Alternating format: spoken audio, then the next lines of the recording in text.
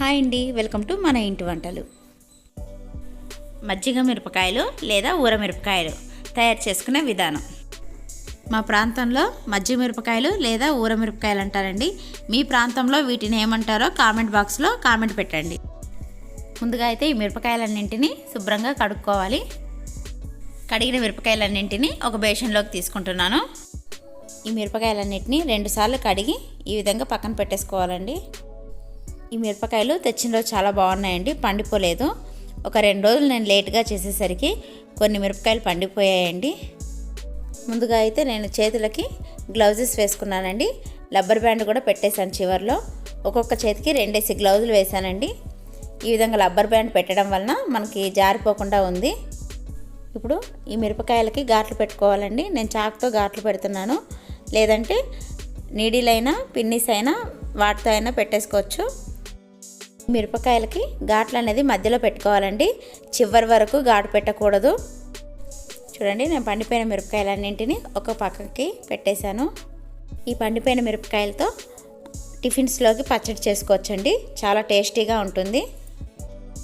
ఇవన్నింటికి ఘాట్లు పెట్టేశానండి, అయిపోయాయి. ఇక్కడ ఈ గ్లౌజులు యూజ్ చేయడం వలన చేతులు అసలు మంట అనేది లేదండి. 2 కేజీల మిరపకాయలు తీసుకున్నానండి, అందుకని మనకు కలుపుకోవడానికి వీలుగా ఉండేలాగా పెద్ద బకెట్ తీసుకున్నాను. ఆ బకెట్లోకి మిరపకాయలన్నింటినీ వేసుకోవాలి. 2 కేజీల మిరపకాయలకి 2 లీటర్ల పెరుగు తీసుకుంటున్నాను.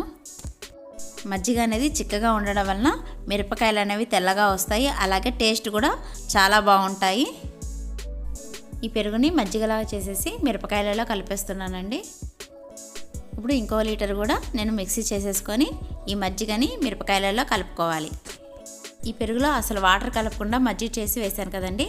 ఇప్పుడు 1/2 లీటర్ వరకు నేను వాటర్ కూడా యాడ్ చేస్తున్నాను. ఉప్పు అనేది తక్కువగా వేసుకోకూడదండి, మన టేస్ట్కి తగినంత సరిపోయినా కూడా కొద్దిగా ఎక్కువగానే ఉండాలి. అప్పుడే మనకు మిరపకాయ అనేది చాలా టేస్ట్ అనేది పెరుగుతుంది. ఇప్పుడు ఈ మిరపకాయలన్నింటినీ బాగా కలుపుకోవాలండి. మజ్జిగ అనేది చాలా చిక్కగా ఉండడం వలన మిరపకాయలకి అంటుకుంటుందండి. ఈ విధంగా అంటుకుంటేనే మనకు మిరపకాయ అనేది బాగా పీల్చుకొని టేస్ట్ అనేది బాగుంటుంది. ఈ మిరపకాయలన్నింటినీ బాగా కలిపాం కదండి, ఈలోపు ఉప్పు అనేది కరిగిపోతుంది. అలాగే మూత పెట్టుకొని పక్కన పెట్టేసుకోవాలి. సాయంకాలం పూట మళ్ళీ ఒకసారి కలిపేస్తున్నానండి. ఇవి మరుసటి రోజు ఎండలో ఆరబెట్టుకోవాలి.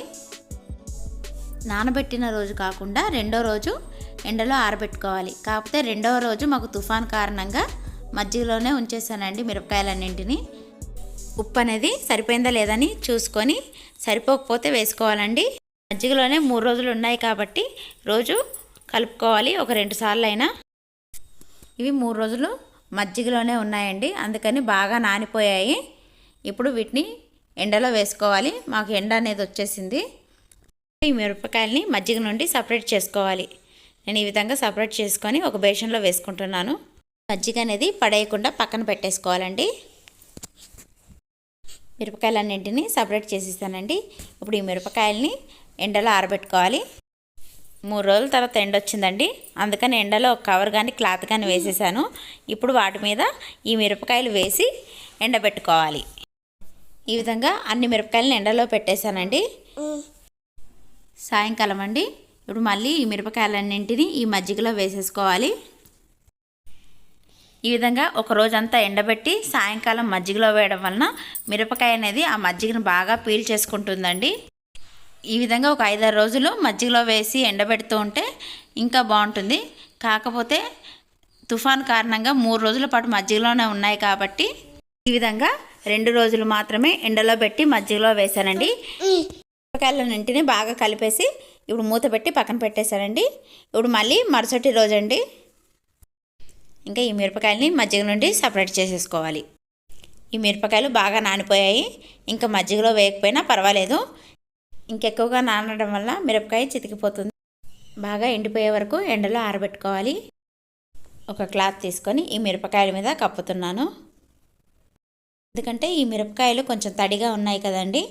ఇప్పుడు గాలి వస్తుంది, ఈ గాలి రావడం వల్ల ధూళి కూడా మిరపకాయలకు అంటేసుకుంటుంది, మళ్ళీ ఇసుక ఇసుకగా తగులుతాయి. కాబట్టి ఈ విధంగా ఒక క్లాత్ వీటిపైన వేశాను.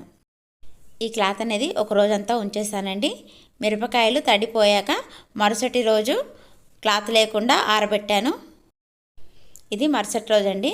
క్లాత్ అనేది కప్పలేదు, ఎందుకంటే మిరపకాయలు చక్కగా పొడి పొడిగా అయిపోయాయి, తడి కూడా లేదు. ఈ విధంగా ఎండబెట్టేశానండి.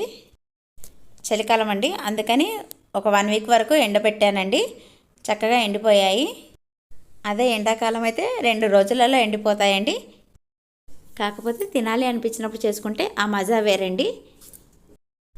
మొత్తానికి 3 రోజులు తుఫాను ఉన్న ఫైనల్గా నా మజ్జిగ మిరపకాయలు అయితే రెడీ అయిపోయాయి. ఫైనల్గా మజ్జిగ మిరపకాయలు రెడీ అయిపోయాయి. చూడండి గలగల్లాడుతున్నాయి. ఇప్పుడు వీటిని ఆయిల్లో వేయించి చూపిస్తానండి. ముందుగా స్టవ్ వెలిగించుకొని కళాయి పెట్టుకోవాలి. కళాయిలో కొద్దిగా ఆయిల్ వేసాను. ఆయిల్ అనేది వేడెక్కింది. మీడియం ఫ్లేమ్ పెట్టుకోవాలండి ఆయిల్, లేదంటే మాడిపోతాయి. ఈ మిరపకాయలు వేసి ఫ్రై చేసేసుకున్నానండి. చూడండి మజ్జిగ మిరపకాయలు రెడీ అయిపోయాయి. ఈ వీడియో మీకు నచ్చినట్లయితే లైక్ చేయండి, షేర్ చేయండి, సబ్స్క్రైబ్ చేసుకోండి.